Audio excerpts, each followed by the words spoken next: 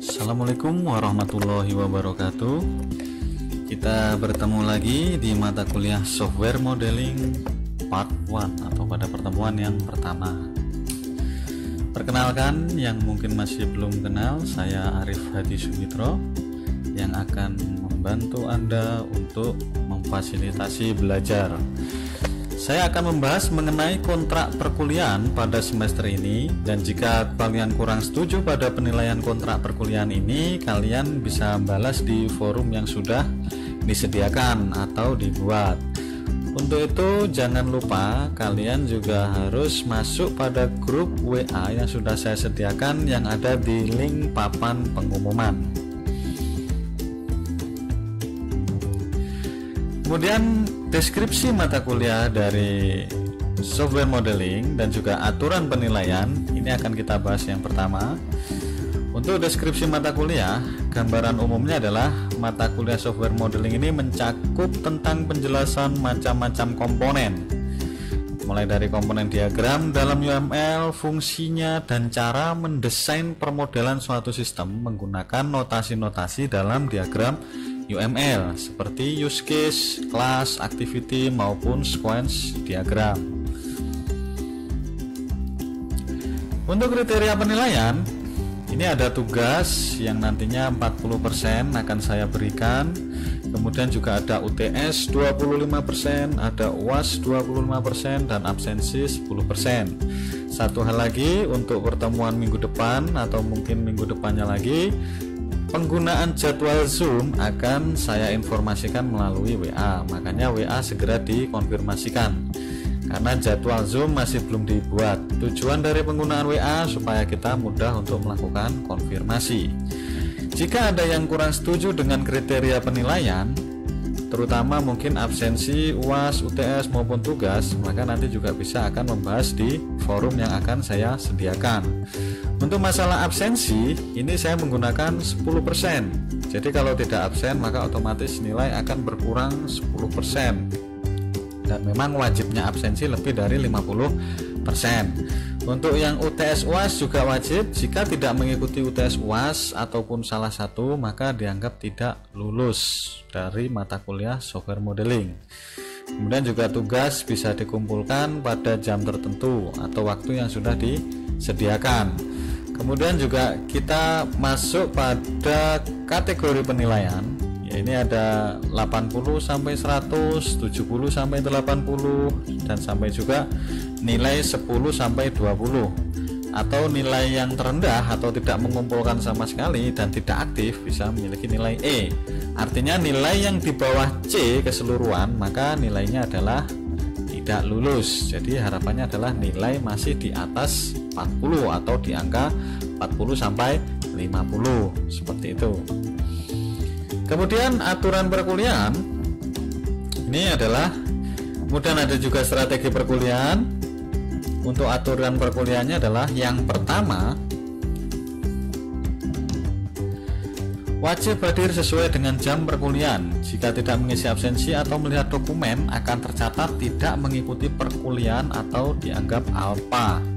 Jadi ini adalah percobaan yang pertama. Anda nanti wajib mengisi dokumen perkuliahan atau pelaksanaan perkuliahan, mulai dari melihat video ini, kemudian juga mendownload dokumen dari materi, serta mengisi forum. Di forum itu nanti Anda wajib untuk berpartisipasi dalam pelaksanaan atau sebelum melakukan absensi. Jadi absensi bisa dilakukan setelah Anda melaksanakan kegiatan-kegiatan tersebut.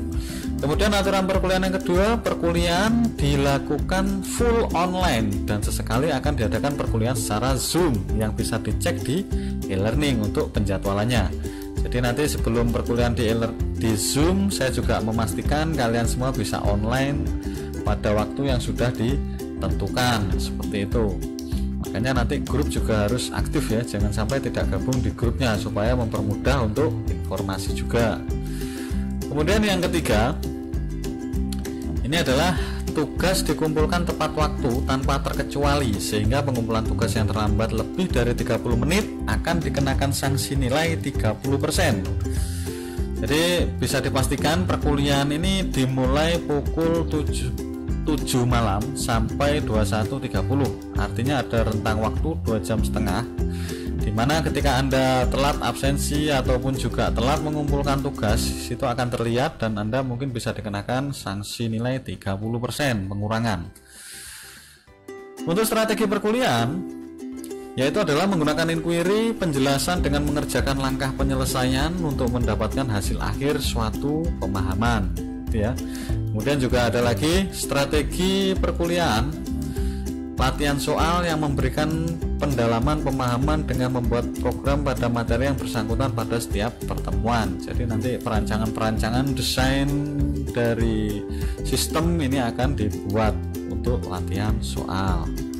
Kemudian ada juga tugas besar, studi kasus yang memberikan bekal keterampilan untuk menyelesaikan permasalahan real yang terangkum dalam beberapa pokok bahasan.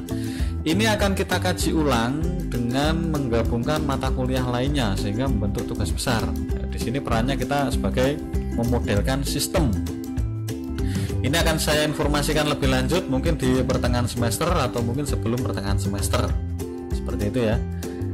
Nah, kemudian juga kita akan apa sih pemodelan itu dan seperti apa kegunaan dari pemodelan. Ini materi yang pertama adalah pemodelan ini membuat sebuah model dari sistem ya.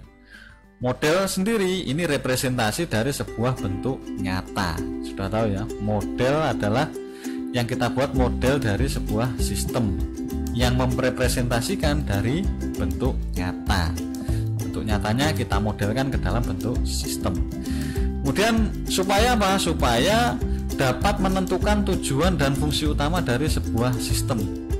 Jadi sistem ini nanti jelas tujuan dan fungsi utamanya.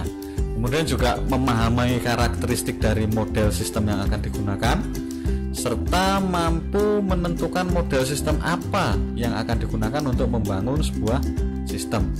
Jadi ini penting sekali bagaimana kita menentukan model dari sistem yang akan kita buat.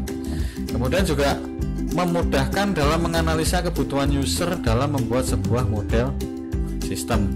Jadi kalau ingin membuat model, minimal user itu nanti tahu seperti apa model sistem yang akan digunakan. Seperti itu ya.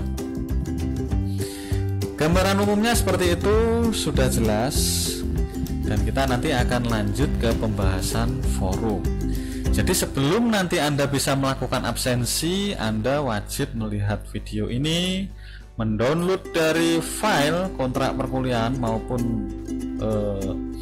pengantar dari software modeling, serta Anda wajib berpartisipasi untuk mengisi forum. Jadi di forum itu Anda harus menanggapi ya. Dan tanggapannya saya rasa harusnya berbeda sesuai dengan pemikiran Anda sendiri. Yang pertama adalah mengapa software harus dimodelkan. Nah, kemudian yang kedua, kapan software perlu dimodelkan. Jadi selain penilaian atau kategori penilaian tadi, representasinya berapa persen, ini nanti di forum juga akan bahas mengapa software harus dimodelkan dan kapan software perlu dimodelkan.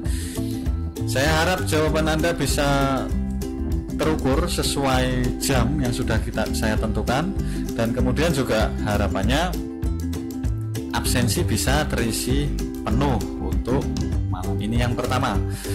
Kemudian juga kalau ada kesulitan nanti bisa langsung tanya dan segera konfirmasi melalui grup WA. Seperti itu ya. Saya rasa tidak ada yang ditanyakan. Kalau nanti ada ditanyakan bisa gabung di forum. Terima kasih untuk waktunya. Kita akan ketemu minggu depan. Dan juga salam sehat. Semoga minggu depan kita bisa melaksanakan perkuliahan dengan lebih baik lagi. Assalamualaikum warahmatullahi wabarakatuh.